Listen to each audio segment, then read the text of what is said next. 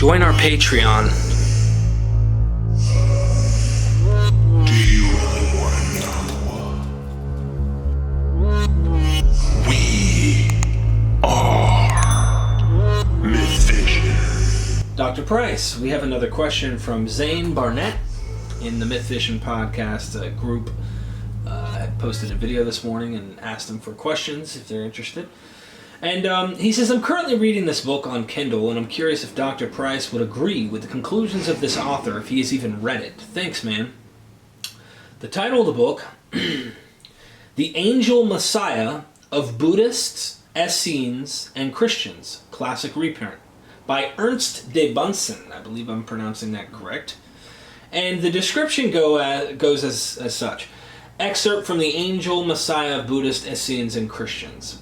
The conception of an incarnate angel as Messiah is of Eastern origin, and there is no trace of it in those portions of the Hebrew Scriptures which possibly were written before the captivity, nor in the first three Gospels. The angel Messiah, or Melech HaMoshiach, is a compound title which constantly occurs in the commentaries or midrashim, the records of scribal tradition, also in the Targums. Although this messianic name is not to be found in the Talmud, the latter designates as the Messiah the angel of God who followed the Israelites in the wilderness and who is here called the angel Metatron, or he who stands by the throne. That angel Paul calls Christ.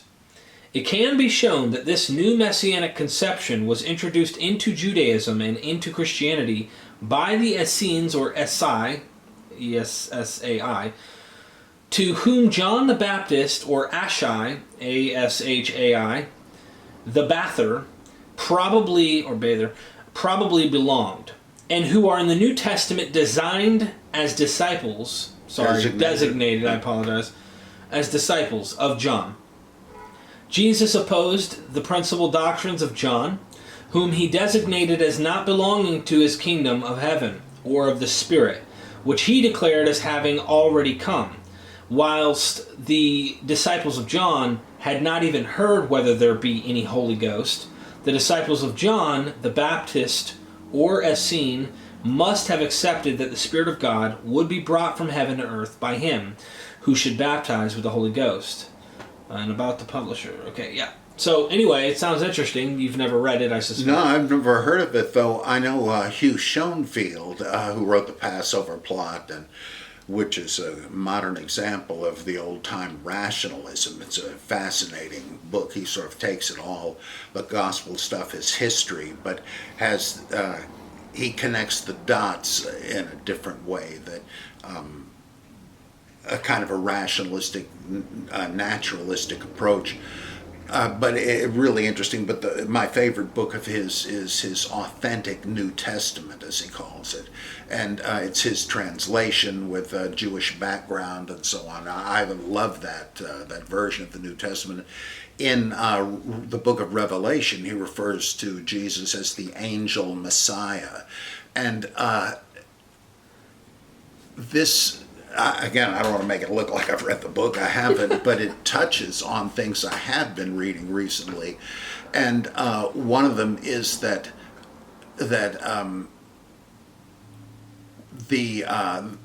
idea of Metatron, which Gershom Scholem says can't be Greek. I mean, by the throne or after the throne. But I just can't accept that. It seems to me it has to be based on the Greek. Though I know about as much about Jewish mysticism as my cat Pixie there. But I've studied his work a bit. And there was this tradition of having these exalted, glorified patriarchs, Jacob, Moses, Melchizedek, Enoch, Abel, etc., in various Jewish groups in the the various apocalypses of Enoch and on into the next few centuries. And this was the angel of Yahweh, who was called the Lesser Yahweh. And he sat at the right hand of God, and he was the glorified patriarch. This is discussed in David Siegel's great book, Two Powers in Heaven. He traces he's not the only one, but I think he's the first one to really trace that and explain it. This was a cause for controversy in Rabbinic Judaism, where they knew Jews talked about this, but said, you're destroying monotheism.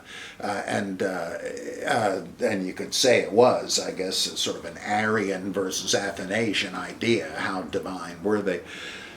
So the idea of an angel Messiah, well, scholars like Larry Hurtado and others have said this is the way to understand the ascension of Jesus. And Hurtado, may he rest in peace, he was an evangelical, and he's another one of these guys who I think was sort of slanting it to try to vindicate traditional Christology, but nonetheless very learned and interesting writer. He was trying to explain New Testament Christology with this, and others have too, and there's got to be some connection. So that's one thing. I'm surprised this writer knew about this and theorized this earlier. Well, the Buddhist connection, that's like people like Michael Lockwood, and in Denmark, Christian Lindner, argue with surprisingly compelling data and perspectives the idea that Jewish monasticism, which we know of as the Qumran sect, Essenes, whatever they were, and the therapeutai that Philo talks about in Egypt, that where did monasticism come from?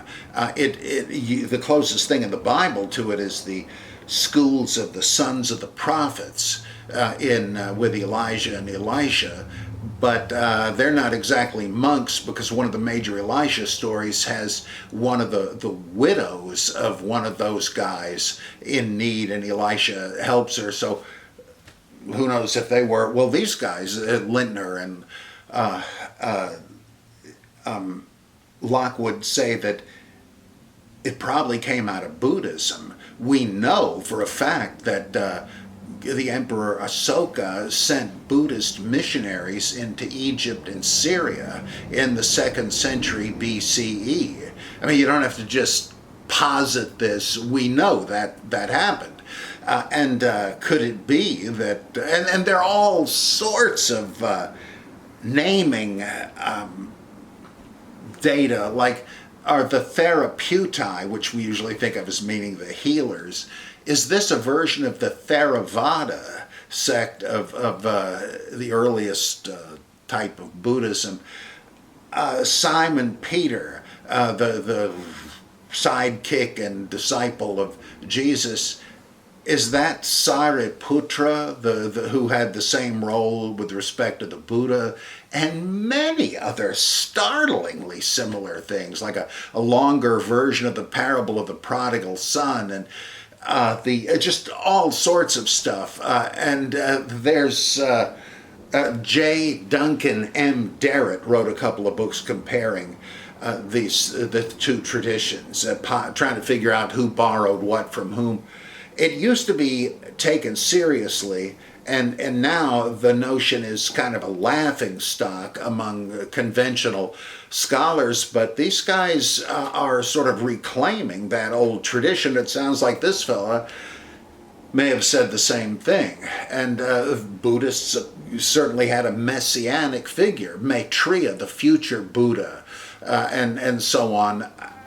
So I'm eager to read this. I'm going to order it as soon as we're done here. It sounds very fascinating. Yeah.